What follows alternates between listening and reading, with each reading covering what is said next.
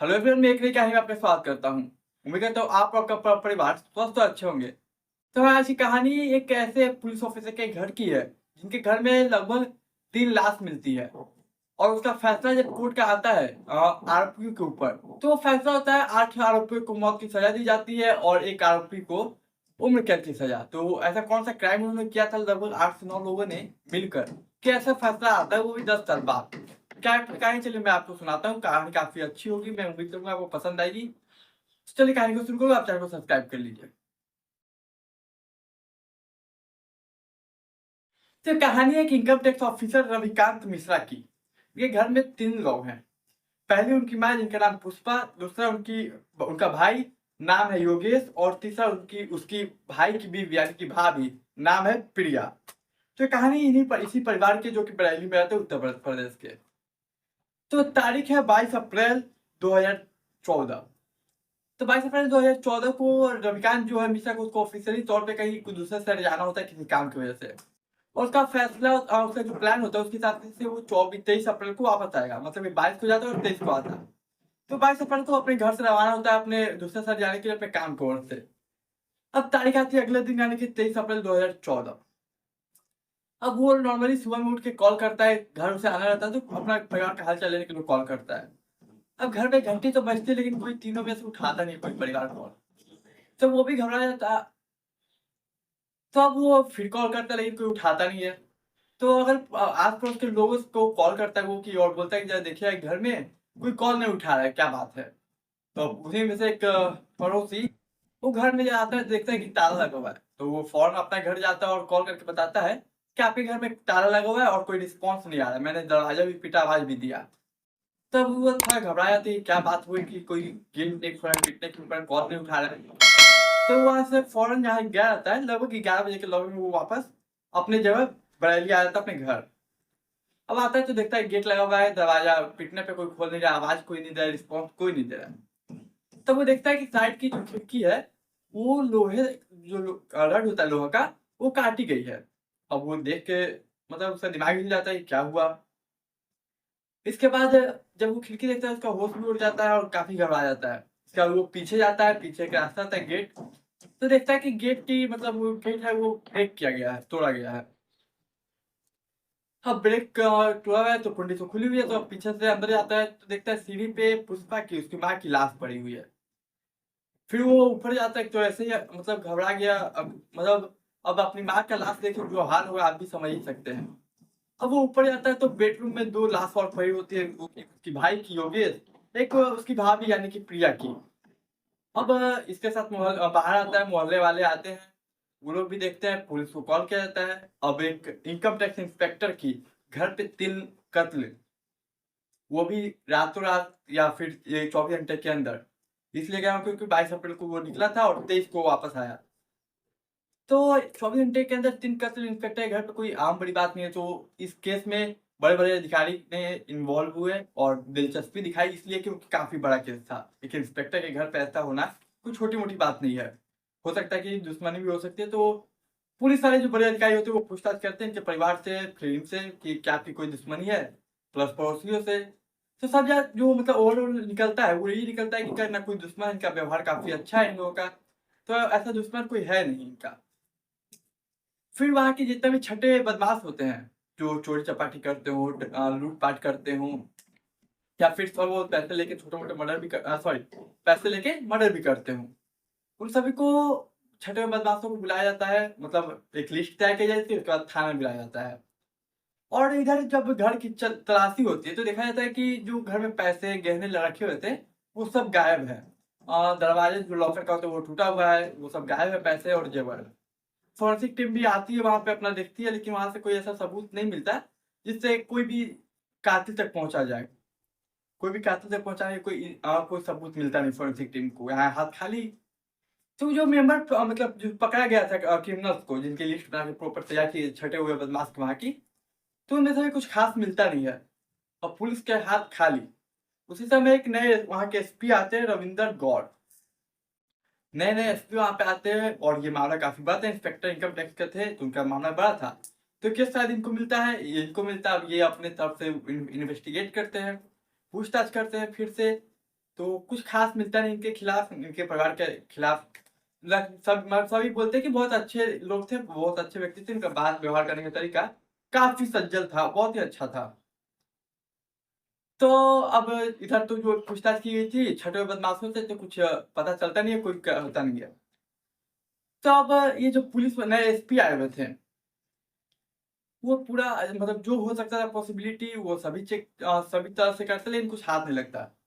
तो वो एक दिन क्या करते कि बिना किसी को बताए वो अपना हुलिया बदल के क्या सिविल ड्रेस में कह सकते हैं, जो कि पहले ज़माने में अक्सर पुलिस वाले क्या करते थे कि अपने कपड़ा बदल लिए बिना किसी को बताए, निकल लिए दुश्मनों के इलाके में और वहाँ पे जासूस बन के रहे।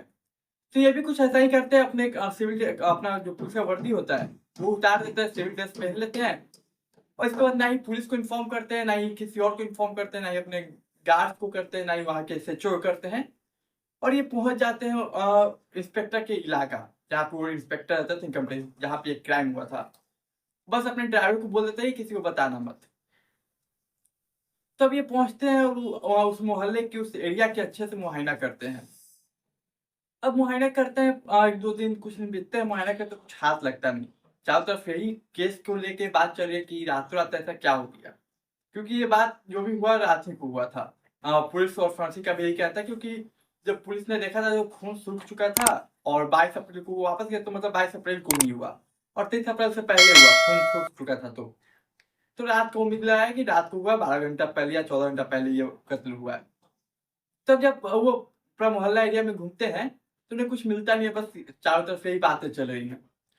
उसी में से एक दिन होता है क्या कि एक पुलिस वाला बोलता है कि सर ये एक गैंग का नाम बताते हैं, कि गैंग है वो ये ऐसा कर सकता है, क्योंकि बहुत सारे गैंग होते हैं, सभी की अपना कुछ भी करने का तरीका अलग होता है। तो इस गैंग का एक तरीका कुछ ऐसा था कि वो लोग जब भी कोई को मारते थे, तो लूटते थे उसके बाद मार देते थे लूटने के बाद। तो ये इनका पैटर्न कह सकते थे, मतलब का अपना लूटने का, कि लूटो और फिर मार दो।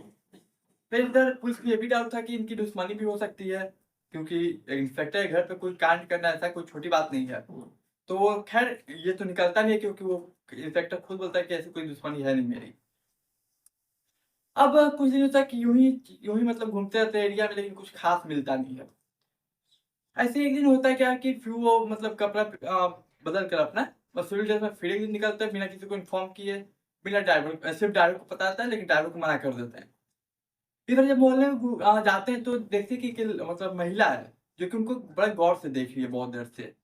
अब वो उस महिला के पास जाते हैं, वो पूछते हैं कि आपका नाम क्या है और आपके घर में कोई पुरुष नहीं है क्या? मात्र ये 2 सवाल करते ही ये मतलब जो पुलिस वाले थे, एसपी थे, रविंदर गौड़, और उस महिला के जो फेस एक्सप्रेशन होता है वो बदल जाता है और वो घबरा जाती है काफ़ी। तो बोलती है, मतलब जो भी वो बोलती है अपना जवाब। अब पुलिस वाले काफ़ी चीज़ मतलब वो लोग मुजरिम का कह सकते हैं कि फेस से डील कर लेते हैं। फेस से पहचान जाते हैं कौन सच बोल रहा है, कौन झूठ बोल रहा है। हालाँकि उन्हें ये भी पता था कि बहुत लोगों के मतलब चेहरे पे ये भी सिकन होगी, डर होगा मतलब, कि भाई अभी इतने बड़ा क्राइम यहाँ पे हुआ इंस्पेक्टर के घर पे, कहीं हमारे घर पे कुछ ना हो जाए। तो ये भी एक चिंता होती है, लेकिन वो पुलिस वाले थे, उन्हें लगा कि यहाँ पे मामला कुछ गड़बड़ है। ये वो वाला डर नहीं है जो कि आमतौर पे होना चाहिए। ये कुछ और ही मामला है। जो जैसे मैं 2 सवाल पूछे कि आपका नाम क्या है और ये आपके घर में पुरुष है या नहीं? इसका पूरा फेस का एक्सप्रेशन ही बदल गया और वो काफ़ी घबरा गई। तो अब पहली बार ऐसा टाइम आता है जब वो मतलब ये ऑफिसर एसपी वहाँ के एसएचओ को बोलते हैं कि इस महिला और इसके घर के ऊपर निगरानी रखो। सब एसएचओ बोलता है ठीक है, अब इस महिला और उसके घर के ऊपर चौबीसों घंटे निगरानी रखी जा रही है। कुछ दिनों तक निगरानी रखी जाती है, फिर एक दिन होता क्या है कि एक महिला जाती है, हमेशा की तरह कहीं जाती है, पुलिस वाले भी उसके पीछे जा रहे हैं, सिविल ड्रेस में वहाँ पे रहते थे। सब महिला जाती है वहाँ पे, एक नदी या तालाब टाइप का कुछ है वहाँ पे, वहीं पे जाके एक महिला और एक पुरुष से मिलती है। वहाँ पे कुछ सामान लेती है उन लोगों से या देती है, एक्सचेंज होता है कह सकते हैं आप। तो उतना ही में आप पुलिस वालों को कुछ गड़बड़ लगता है कि कुछ लेन-देन हो रहा है, तो वहीं पे पुलिस फौरन मौके वारदात पे पहुँच के अरेस्ट कर लेती है उन लोगों को, कि क्या है क्या नहीं है। वहाँ पे महिला कांस्टेबल भी होती है, तो महिला कांस्टेबल को बोला जाता है कि चेक करो इन लोग का कि क्या है। तो मात्र 2 चीज़ मिलती है इस महिला के मतलब हाथ में कह सकते हैं। पहला एक पर्स और दूसरा उस पर्स में पर्ची। वो पर्स जो था उसमें पर्ची में 2 नाम लिखे हुए थे। पहला लिखा हुआ था योगेश और दूसरा लिखा होता था पुष्पा। योगेश यानी कि इंस्पेक्टर का भाई और पुष्पा यानी उनकी माँ, और वो पर्स रखा हुआ था और डॉक्टर की पर्ची थी वो। अब ये पुलिस देखते ही बुलाती है रविकांत मिश्रा यानी कि जो इनकम टैक्स ऑफिसर थे जिनके घर पे ये क्राइम हुआ था। तब इंस्पेक्टर आते हैं तो पर्ची दिखाई जाती है, पुलिस पर्ची दिखाती है लेकिन पर्ची नहीं पहचानते वो। लेकिन ये जो पर्स था वो पहचान जाते, कहते हैं कि ये मेरे भाई का पर्स है। अब इस महिला को वो जो एक पुरुष एक महिला जो था उसे प्लस के घर में जितने भी लोग थे 7-8 मेंबर्स थे उनसे पूछताछ की गई तो सभी को उठाती है। लेकिन हाँ, उठाने से पहले वो उनके घर जाके तलाशी लेती है जहाँ पे चांदी के सिक्के मिलते हैं और भी कुछ सामान से मिलते हैं चोरी किए, जो कि इनके घर से चुराए गए थे। ये लोग मतलब ये इंस्पेक्टर पहचान कर थे कि मेरे घर का है। तो चोरी का सामान मिलता है और चांदी का सिक्का मिलता है, प्लस टोटल 8 लोगों को उठाया जाता है और पूछताछ की जाती है। उसके बाद इस पूछताछ में पता चलता है कि जो एक जिसको मैंने बताया कि आपको 8 लोगों को मौत की सज़ा मिली थी और एक को मिला था क्या? उम्र कैद।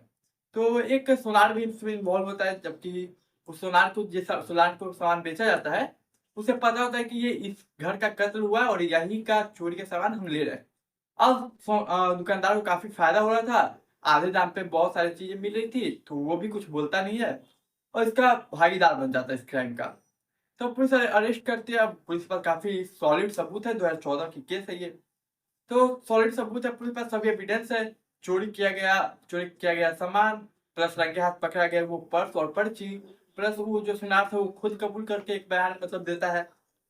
तो ये सब मुकदमा वहाँ के लखनऊ के कोर्ट में चलता है 10 साल बाद लगभग। ये अप्रैल में हुआ था और 7 मार्च 2024, 10 साल बाद सेशन कोर्ट का फैसला आता है कि इन लोगों को 8 लोगों को मौत की सजा और एक को उम्र कैद, सोनार को उम्र कैद दिया जाता है। तो यही थी हमारी आज की कहानी। उम्मीद करता हूँ कहानी पसंद आई होगी। कहानी पसंद आए तो चैनल को सब्सक्राइब कीजिए, वीडियो को लाइक कीजिए, शेयर कीजिए। मैं मिलूंगा आपसे एक नई कहानी में, तब तक के लिए मुझे दीजिए इजाजत।